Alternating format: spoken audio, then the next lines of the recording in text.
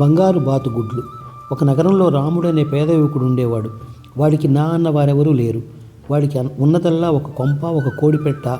రాముడు పగలల్లా నగరంలో కూలి పనులు చేసి ఆ డబ్బుతో తన పొట్ట నింపుకునేవాడు. ఒక్కో రోజు సంపాదన దొరక్కపోతే తన కోడిపెట్టిన గుడ్లను ఉడకేసుకు తిని మంచినీళ్లు తాగి తృప్తిగా పడుకునేవాడు. రాముడి ఇంటి పొరుగున గవరయ్య అనేవాడు ఉండేవాడు. గవరయ్య దురాశపరుడే కాక ఒకరు పచ్చగా ఉంటే చూసి ఓర్చలేనివాడు. రాముడు చిల్లిగవ్వ చేయకపోయినా ఉన్నది తిని నిశ్చింతగా తిరుగుతూ ఉండడం గవరయ్యకు కడుపు మంటగా ఉండేది. బలిసి కొవ్వు పట్టి ఉన్న రాముడి కోడిపెట్టను చూసి కూడా గవరయ్య అసూయపడేవాడు. ఒకనాడు రాముడు ఇంటిలో లేని సమయంలో గవరయ్య ఆ కోడిని పట్టి కోసి వండుకు తిని ఆరగించేశాడు. రాముడు ఇంటికి వచ్చి చూసేసరికి కోడిపెట్ట లేదు. దాని ఈకలు అవి పొరుగువాడి ఆవరణలో కనిపించాయి. రాముడు గవరయ్య వద్దకు వెళ్ళి, నా కోడిని ఏం చేశావు అని అడిగాడు. మా పిల్లి ఎక్కడి నుంచో ఓ కోడిని తెచ్చి తినబోయింది. నేను ఆ కోడిని కాపాడదామనుకున్నాను. ఆ కోడి చావనే చచ్చింది. ఇక చేసేది లేక వండుకు తిన్నాను. ఆ కోడి నీదేనని నాకేం తెలుసు అన్నాడు గవరయ్య. రాముడు మండిపడి, మర్యాదగా నా కోడిని నాకు ఇస్తావా, రాజుగారి దగ్గర ఫిర్యాదు చేయమన్నావా అని గవరయ్యని అడిగాడు. గవరయ్య భయపడ్డాడు. ఎందుకంటే రాజు న్యాయం చేయటంలో దయాదాక్షిణ్యాలు చూపేవాడు కాదు. గవరయ్యకు జరిమానా కానీ ఖైదు శిక్ష కానీ పడి తీరుతుంది. ఏదో విధంగా రాముడితో రాజీ పడడమే మంచిదని గవరయ్య రాముడికి ఒక బాతు పిల్లని ఇస్తూ, నీ కోడికి బదులుగా దీన్ని పట్టుకుపో అన్నాడు. బంగారం లాంటి కోడిపోయినా బాతుపిల్ల అయినా దొరికినందుకు రాముడు ఊరటపడ్డాడు. కొంతకాలానికి బాతుపిల్ల పెరిగి గుడ్లు పెట్టసాగింది. ఇంతలో వర్షాకాలం వచ్చింది. ఒకనాటి రాత్రి వర్షం జోరున కురుస్తూ ఉండగా ఒక పకీరు వచ్చి గవరయ్య ఇంటి తలుపు తట్టాడు. ఎవరది? వేళాపాడలేదు. ఈ వర్షంలో నీకు తలుపు ఎవరు తీస్తారు? వెళ్ళు వెళ్ళు అని పకీరుతో అని గవరయ్య ముసుగు తన్ని పడుకున్నాడు. ఫకీరు వచ్చి రాముడి ఇంటి తలుపు తట్టాడు. రాముడు తలుపు తెరిచి తడిసిపోయి చలికి వణుకుతున్న ఫకీర్ను చూసి లోపలికి రమ్మని అతడికి పొడిబట్టలు ఇచ్చి చలి కాచుకోవడానికి చితుకల మంట వేశాడు. ఆ మంట మీదనే 2 బాతుగుడ్లు ఉడకబెట్టి రాముడు ఫకీరుకు తినమని ఇచ్చాడు. బాతుగుడ్లు చాలా రుచిగా ఉన్నాయి. నాయనా, ఏది నీ బాతు అని ఫకీరు రాముడిని అడిగాడు. రాముడు గంప కింద నుంచి బాతును తెచ్చి ఫకీరుకు చూపాడు. దేవుడు నీకు మేలు చేస్తాడు నాయనా అంటూ ఫకీరు బాతును నిమిరి వర్షం తగ్గిపోవడం చేత ఆయన చీకట్లోనే వెళ్ళిపోయాడు. ఆ మన్నాటి నుంచి ఆ బాతు మామూలు గుడ్లకు బదులు బంగారు గుడ్లు పెట్టసాగింది. దాంతో రాముడు దరిద్రం తీరిపోయింది. వాడి కూలికి వెళ్ళడం మానుకుని బాతు పెట్టే బంగారంతో తాను తిని మిగిలినది దాన ధర్మాలు చేయసాగాడు. కానీ వాడు ఆ పూరి కొంపను మాత్రం విడిచిపెట్టలేదు.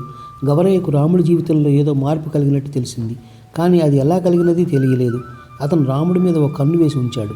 ఒకరోజు రాముడు బాతు ఉండే గంప కింద నుంచి ఒక బంగారు గుడ్డు తీయడం గవరయ్య కంటపడింది. వెంటనే గవరయ్య గుండె అసూయతో అవిసిపోయింది. అది తన బాతే అయి ఉంటుండ చేత గవరయ్య కడుపు మంట మరింత అయింది. నా బాతును నాకు ఇచ్చేయి అంటే రాముడు ఇవ్వడు. అందుచేత గవరయ్య తన నౌకర్లిద్దరిని వెంటబెట్టుకుని రాజుగారి దర్బారుకు వెళ్ళి ఆయన న్యాయ విషయాలను తెలిపే సమయంలో, మహారాజా, నా పొరుగున ఉన్న రాముడు అనేవాడు నా బాతులను చాలా కాలంగా కాజేస్తున్నాడు. అవి ఒకటొకటే పోతుంటే ఏ గండు పిల్లో కాజేస్తున్నదనుకున్నాను. కానీ నేను రాత్రి రాముడు నా బాతును కాజేస్తూ ఉండగా ఈ మనుషులిద్దరూ చూశారు. ఏలిన వారు నా బాతును నాకు ఇప్పించాలి అన్నాడు. రాజుగారు తన భటులను పంపి రాముడిని బాతుతో సహా దర్బార్కు పిలిపించాడు. నువ్వు నిన్న రాత్రి ఇతని బాతును దొంగిలించావట, నిజమేనా అని రాజు రాముడిని అడిగాడు. గవరయ్యకు బాతు రహస్యం తెలిసిపోయిందని రాముడికి అర్థమైంది. మహారాజా, నేను దొంగతనం చేయలేదు. ఇది ఇతని బాతే. కానీ కొంతకాలం క్రితం నా కోడిని కాజేసి చంపి తిని దానికి బదులుగా నాకు ఈ బాతుని ఇచ్చాడు అన్నాడు రాముడు. అబద్ధం.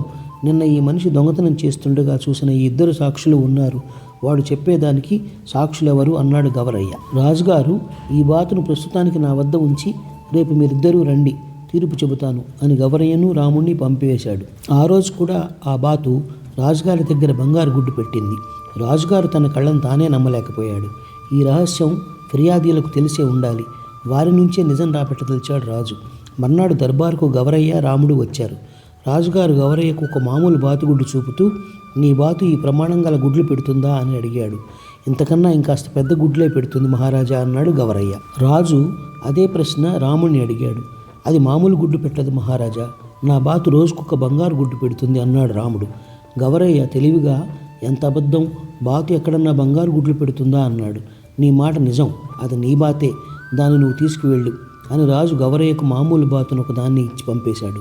తనకు న్యాయం జరగనందుకు విచారిస్తూ నిలబడిన రాముడితో రాజు, దిగులు పడకు, నీ బాతు నా వద్దనే ఉన్నది. అది బంగారు గుడ్లు పెట్టడానికి కారణం ఏమిటి అన్నాడు.